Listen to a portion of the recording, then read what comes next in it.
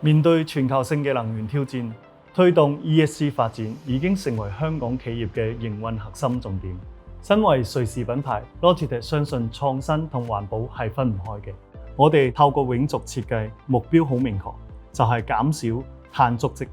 我哋唔單止幫企業打造更智能嘅辦公室環境，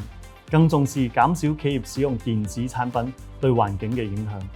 將綠色嘅概念轉化成辦公室入邊嘅數據化、智能化嘅工作準則。當國際商機遇上強大嘅創科生態，香港嘅未來就變得有無限嘅可能。我哋好高興見到 Logitech 不斷咁樣持續投資香港，不單止引入咗世界級嘅瑞士科技，而且透過建立綠色聯盟，扮演一個領航者嘅角色，賦能本地嘅軟體供應商 ISV。共同打造一個更加永續、更加高效嘅創新生態鏈，為香港嘅產業升級轉型注入咗源源不絕嘅綠色動能。我哋 SBI 有一個一站式嘅平台 strategicgreen.ai，